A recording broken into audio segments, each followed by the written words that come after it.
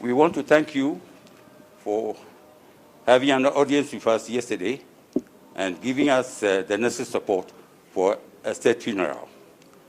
The family has been meeting and making plans towards the funeral, and we will get you posted about all the arrangements we are making. You're welcome. Former First Lady, members of the family of President Rawlings,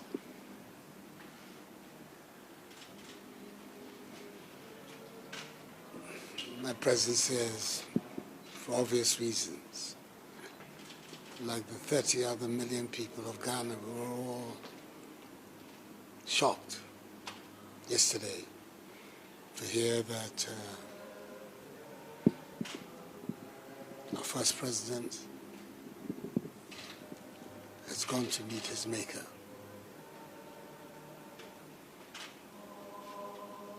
I find it so difficult to believe that the man I knew was a very dynamic, energetic, vital human being is today a corpse. But then it's an experience that will come to each one of us in our turn. And the Almighty's own choosing. It's not our choosing, it is of His. So when I heard the news, I had the Chief of Staff make contact with you to let you know that who he was, the position that he occupied in our nation, and his contribution to our country, his development and history, his obsequies, his departure, has to be the responsibility of the Ghanaian nation. They are going to be writing volumes and volumes about his contribution to Ghana. Whatever be the case, his passage at the leadership of our nation will not be forgotten. So I let the Chief of Staff indicate to you that I felt it was also appropriate that the formal announcement of his death be that of the responsibility of the President. And it's on that basis that I announced to the country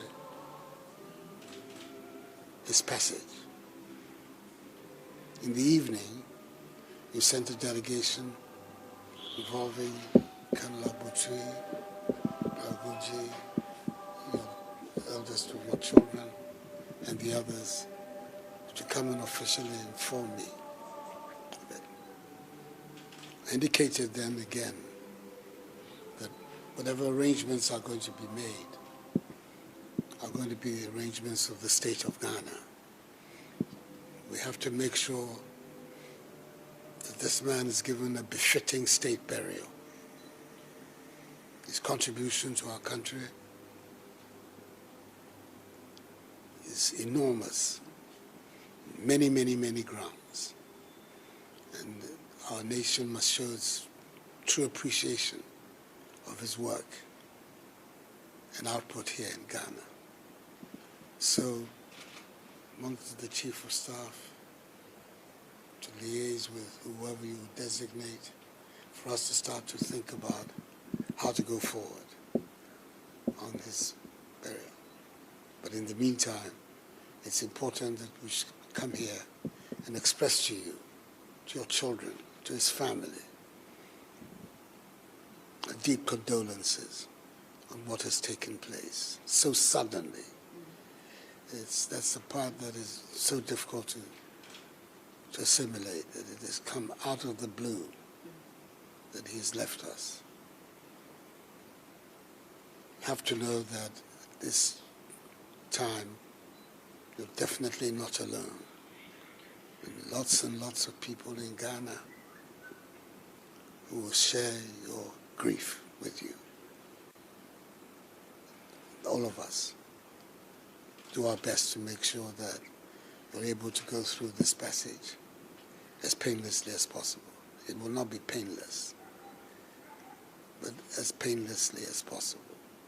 So I came here this morning just to express to you a personal condolence about what has happened, and once again to reassure you that the Ghanaian government is going to be right with you in making sure that your husband is given a fitting send-off and farewell. So this is the purpose of my visit here.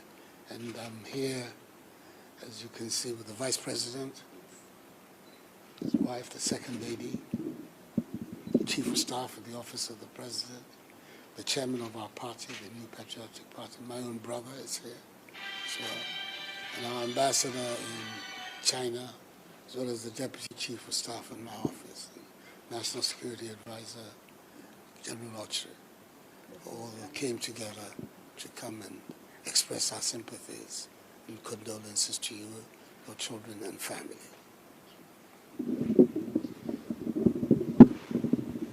On behalf of Her Excellency Nana Konadu Rawlings,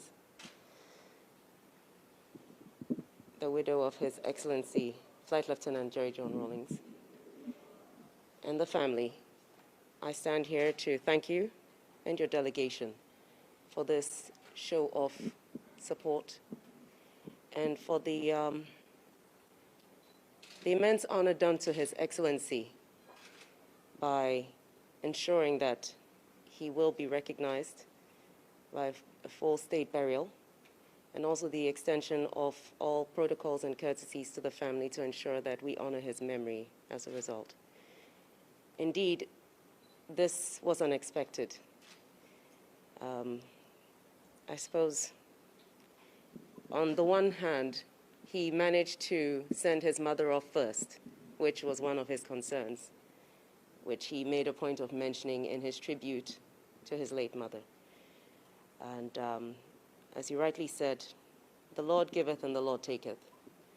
And we cannot comprehend the reason why, but we do have to understand that this is the reality of our lives. It may not be today, it may not be tomorrow, but the certainty is that death is something we all have to live with at some point. We have to face.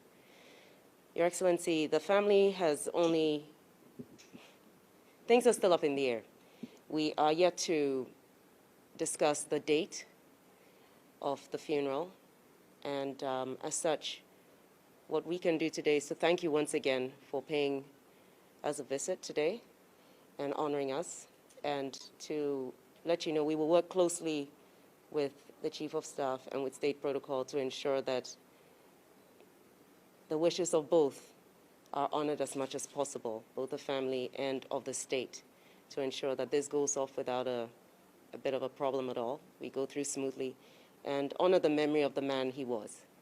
Once again, we thank you, and may God bless you all. Thank you.